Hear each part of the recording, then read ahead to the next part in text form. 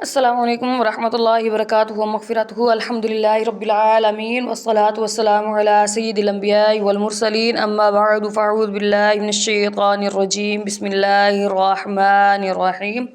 आज का हमारा सबक नंबर 21 है और इसमें हम लोग पढ़ेंगे वक्फ़, यानी कौन कौन से कलिमात में हमें किस किस तरह का वक्फ़ करना चाहिए। वक्फ़ के माना ठहरने और रुकने के हैं, यानी जब हम किसी भी हर्फ पर वक्फ़ करते हैं तो वहाँ पर हम थोड़ी देर ठहर जाते हैं और उससे आगे हम जल्दी नहीं बढ़ते, यानी दूसरा कलिमा या दूसरा हर्फ हम जल्दी से नहीं पढ़ते।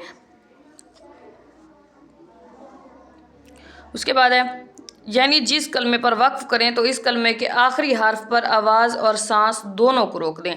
जिस तरह मिसाल के तौर पे सादिकीन, अब मैं रुक गई, उसके बाद थोड़ी देर के बाद मैं दूसरा कलमा पढ़ूंगी और आगे बढ़ूंगी, जल्दी से मैं आगे नहीं बढ़ूंगी। फिर है, कलमे के आखिरी हर्फ पर ज़बर ज़ेर पेश, दो ज़ेर दो पेश खड़ा ज़ेर उल्टा पेश हो तो इस हर्फ को वक्फ़ में साकिन कर दें। यानी ज़बर है, ज़ेर है और पेश है, ये तीनों हरकत बिल्कुल साकिन हो जाएगी। यानी जब भी किसी कलमे के एंड में कलमे के आखिरी हर्फ पर, जैसे वो बा ता सा नून कोई भी हर्फ हो, जब भी उस पे आएंगे तो ये ख़त्म हो जाएंगे, जज़्म बन जाएगी, जैसे कि ये वाली हिज़म होती है दाल की तरह। फिर दो ज़ेर दो पेश, अगर दो ज़बर हो तो उसका एक और कायदा है, इंशाअल्लाह ताला वो हम आगे पढ़ेंगे। फ़िलहाल इतना है कि दो ज़ेर हों और दो पेश हो तो भी वो हर्फ साकिन हो जाएगा, यानी वो इस तरह की जज़्म में बदल जाएगा। उसके बाद है खड़ा ज़ेर उल्टा पेश, यानी खड़ा जो ज़बर होगा उसका और कायदा है, वो आगे पढ़ेंगे, लेकिन खड़ा ज़ेर होगा और उल्टा पेश होगा तो भी हम हर्फ को साकिन कर देंगे। कलमे के आखिरी हर्फ पर दो ज़बर हों तो उन्हें वक्फ़ में अलिफ से बदल दें। अब अलिफ से बदलने का मकसद क्या है? अलिफ से बदलने का मकसद ये है कि हम थोड़ा सा उस हर्फ को खींच लेंगे। जैसे कि ये है, अलिफ से पहले ज़बर है, अलिफ है, तो हम इसे कैसे पढ़ते हैं? मजरे हा, हमने थोड़ा सा खींचा, थोड़ा सा इसे बढ़ाया तो समझिए हमने इसे अलिफ में बदल दिया। तो यहाँ पे दो ज़बर होंगे तो भी ये ऐसी ही सूरत में लिखा जाएगा। हम आगे वो जाकर प्रैक्टिकल इंशाल्लाह ताला जब हम कायदे में पढ़ेंगे तो उसके अंदर दोबारा बताऊंगी। कलमे के आखिर में गोलता पर ख्वाह कोई भी हरकत हो, यानी ज़बर ज़ेर पेश, दो ज़बर दो ज़ेर दो पेश वगैरह कुछ भी हो, खड़ा ज़बर खड़ा ज़ेर उल्टा पेश हो या तनवीन हो, उसे वक्फ़ में हा साकिन से बदल देंगे। यानी मिसाल के तौर पे गोलता में जन्नतून की गोलता है, वहाँ पर अब हम वक्फ़ करेंगे तो जन्नह पढ़ेंगे, जन्नतून की बजाय जन्नह पढ़ेंगे। उसके बाद है खड़ा ज़बर हुरूफ़ मद्दा और साकिन हर्फ वक्फ़ में तब्दील नहीं होते। खड़ा ज़बर जो होता है वो वैसे का वैसे रह जाता है, उसे तब्दील नहीं करते। हुरूफ़ मद्दा अलिफ से पहले ज़बर हो तो अलिफ मद्दा, वाव साकिन से पहले, जैसे कि यहाँ पर अलिफ से पहले ज़बर है, अलिफ मद्दा है, यहाँ पर वाव साकिन से पहले पेश है, वाव मदा है, और अगर या साकिन से पहले ज़ेर हो तो या मदा होगा। और जब ये हरूफ़ मदा आएंगे, तीनों हरूफ़ मदा जब भी आएंगे तो ये तब्दील नहीं होंगे। मुशद्दद हर्फ पर वक्फ़ की सूरत में तशदीद बाकी रखें मगर हरकत को ज़ाहिर ना होने दें, यानी हरकत जो होगी वो साकिन हो जाएगी, लेकिन मुबश्शिर जिस तरह अराबियुन है, अगर हम इसे वक्फ़ करेंगे तो हम पढ़ेंगे अराबिश। अब यून जो है वो ख़त्म हो गया, उसकी जो हरकत होगी जो भी होगी वो ख़त्म हो जाएगा। वक्फ़ क्या हो गया? अराबिश।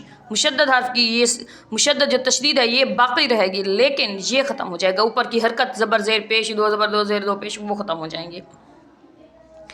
नून कुतने, तनवीन के बाद हमज़ा वसली आ जाए तो वसल में, यानी मिलाने वाला हमज़ा आ जाए। अगर नून साकिन के बाद मिलाने वाला हमज़ा आ जाए तो वसल में हमज़ा वसली को, यानी मिलाने की सूरत में जो मिलाने वाला हमज़ा है उसको गिराते हुए तनवीन के नून साकिन को ज़ेर देकर एक छोटा सा नून लिख दिया जाता है, इसे नून कुतनी कहा जाता है।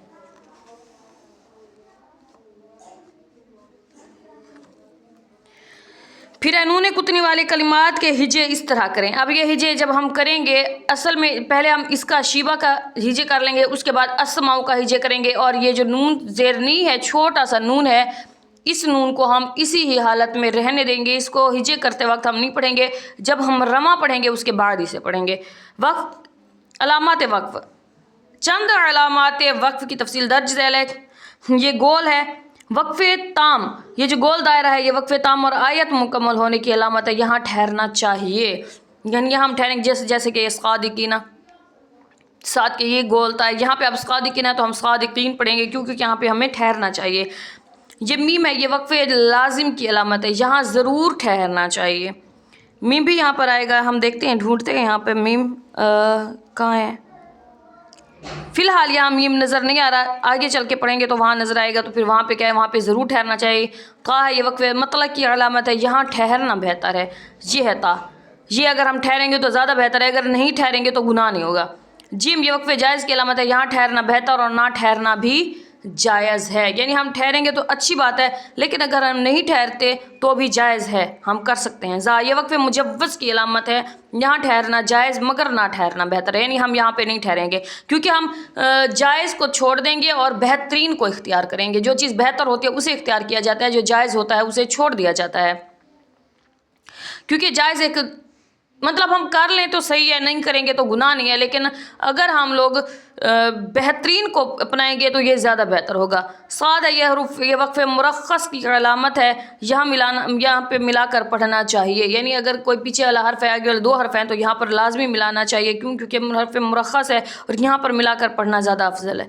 ला, अगर आयत के ऊपर लिखा हो तो ठहरने, जैसे कि यहाँ पे सादिकीना, आयत के ऊपर का मतलब है जहाँ पे आयत ख़त्म हो रही है उसके ऊपर अगर ला लिखा है तो ठहरने और ना ठहरने में इख्तलाफ है। यानी कुछ उलमा की अलग राय है, कुछ उलमा की अलग राय है। आयत के अलावा ला लिखा हो तो ना ठहरे, यानी कहीं भी अगर यहाँ पर आयत कंप्लीट नहीं हो रही, यहाँ पे बरकुन पे ला लिखा है तो हम नहीं ठहरेंगे। लेकिन अगर आयत के ऊपर इस तरह, यानी जैसे यहाँ पे लिखा है या यहाँ पे लिखा है, अगर ऐसी जगह पे गोल दायरा पे वक्फ़े ताम वाली जगह के ऊपर अगर ला लिखा है तो यहाँ पे ठहरें या ना ठहरें, वो उलमा कुछ ठहरते हैं, कुछ नहीं ठहरते, ये आपकी मर्ज़ी है।